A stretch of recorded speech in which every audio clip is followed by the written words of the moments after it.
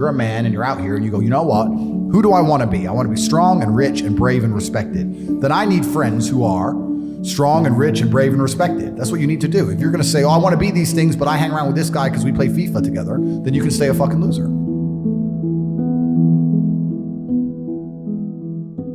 I don't have time for brokies. I don't have time for sad people. I don't have time for unlucky people. I don't have time for someone who's complaining. I don't have time for negativity. I don't have time. I'm so ruthless. If I knew a dude who always had a cold, I wouldn't talk to him anymore. You're too sick. I don't like it. Yeah. My circle is winners. Everyone around me is a winner. No matter what bad happens in our lives, we win. And it's amazing to me that people understand that you are the sum of the 5 people you spend most time with, 100%. But then they don't curate their circle. No. They'll go, yeah, I understand that part. And then they'll still hang around with a bunch of fucking losers.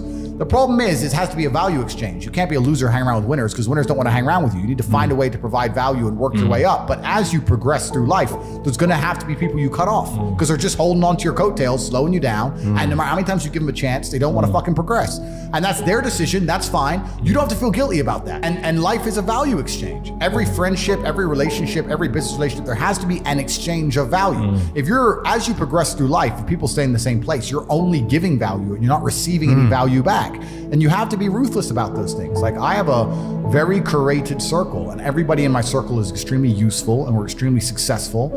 And it's a very motivating thing. If you're in a room full of ice cream experts and all they talk about is ice cream, how to move ice cream, how to sell ice cream, different flavors of ice cream, how you make ice cream, you're gonna learn a lot about ice cream. If you're in a room full of people who are billionaires, and guess what they're talking about? Money. And guess what you're gonna learn about? Money. I don't sit and have pointless conversations with people. I don't even know what people are talking about. If me and my friends meet, we end up talking about the earth and how it can pay us. That's what we talk about. And that's how we manage to make a bunch of money. So you have to be ruthless with your circle. And for people out there who understand this, a lot of people say they understand it, but they genuinely don't. But if you do and you are trying to progress your circle, you need to find a way to provide value. You need to either join networks like my one on corporative.com, or you need to find a way to provide value. I'll give you an example. In Romania, I was driving and I went to a town called Cluj. It's a very small town. I went in a nice car and a kid came up to me and he said, I run the car spotting page and we take pictures of the Ferraris and Lamborghinis. Can I take a picture? I was like, yeah, sure. And anyway, he took a picture of it and then he gave me his business card and he said, I just want you to know, I don't even like cars. I just knew the best way for me to meet rich people is to take photos of nice cars. It's a great story. I was like, you're smart. I hired him. I'm not surprised. He works for me. Yeah, he still works for me for this day. Yeah. He was smart enough to go, well, where's the money over there? Yeah. How do I get close to the money? Oh, they don't want to talk to me. But if I take cool photos of his car, he might want to talk to me. You have to find a way to provide value to people. Yeah. If you provide value and it's a value exchange, you'll do good. But yeah, I say this to people and they go, oh, but my friend, and we have a good time together. Well, if you're going to prioritize your friends by drinking and having fun, then you're gonna have a bunch of fucking loser friends. That's your life, and that's your life to live. It's fine. Don't complain when the NHS are on strike and you can't get seen, and I'm in a private hospital in fucking Saudi. That's your problem. You have to just make your decisions in life and live true to them. But creating a circle is ultra important, and it's not just important financially. It's also important for your entire life and your mindset as a whole, because it's amazing, especially amongst men. We never want to be the poorest person in the room.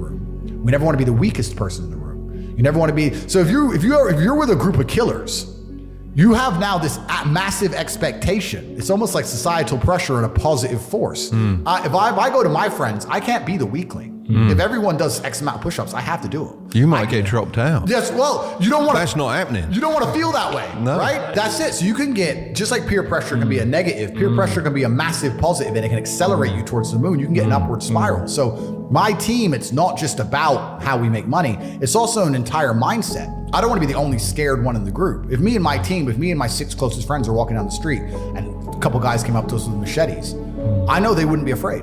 So now I'm not afraid. Now no one's afraid. Now you're fucked. Now the guys with a machete should be afraid. That's right. It's like an army.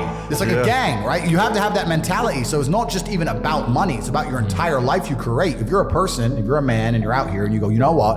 Who do I want to be? I want to be strong and rich and brave and respected. Then I need friends who are strong and rich and brave and respected. That's what you need to do. If you're going to say, oh, I want to be these things, but I hang around with this guy because we play FIFA together, then you can stay a fucking loser. And that is your decision. Stay a loser. I have no sympathy for losers. I want to make this another thing clear that ends up on TikTok and everyone cries their eyes out. I don't give a solitary fuck if you want to stay at the bottom of the societal totem pole. If I'm going to ignore how I feel day after day so I can perform, regardless of whether I'm sad, happy, pissed off, tired, if I'm going to get up and work anyway when I'm tired, how do you expect me to feel sorry for you because you didn't work when you were tired? If I don't care about my own emotions, I certainly don't give a solitary shit about yours. If you want to stay a loser, stay one. Good, it's fine. Stay a loser. I have no sympathy for you. I don't care. What would you say the single thing was for you to go and grab life by the bollocks and go for it? Because something had to spark that. I was instilled with a duty for a very long time to honor my ancestors through achievement. And I was told from a very young age that the only thing your ancestors are interested in is achievement. Even to this day, when I do podcasts, people repeatedly talk about my father. If I wasn't successful, he wouldn't be spoken about anymore. He died 9 years ago.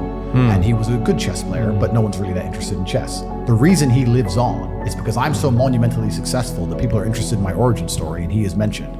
The reason I will live forever is because my son will be so monumentally successful that they'll talk about how he could have been such a perfect specimen of man, how he was raised, and they will mention me. If you give a shit about your ancestry, and if you give a fuck about your family, and you're not a selfish person, and you want them to exist out in the ether for reality, for the eternity of reality, it is your duty to be successful. That's why I got Dad to start the YouTube channel, because it's kind of commemorating you forever. People Completely. can look at that. Am I on my way? Not yet. 100 years left, bro. You've got loads of time left. But yeah, no, it's always there for people to look at, and it's like that version of my dad that I always saw, you know, and Completely. I wanted other people to experience that. Completely. So if you love your family and you love your last name and you're proud of yourself, then you have a duty to be massively monumentally successful, to show homage to your ancestors. I find it amazing there are people out here today who are going to sit and say, oh, I'm sad, I'm too depressed, I don't want to work hard.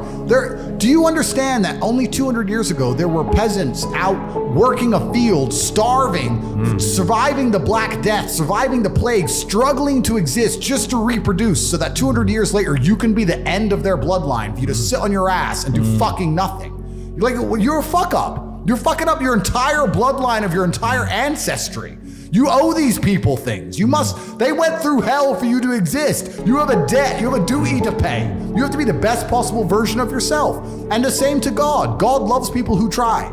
God loves people who work hard. It's amazing if you try your very best all the time, what God will give you. He'll give it to you, anything you want, if you actually try. Not convincing yourself you try, actually try. They're different things. But yeah, I was instilled with this because from a young age, my dad said, you're a Tate.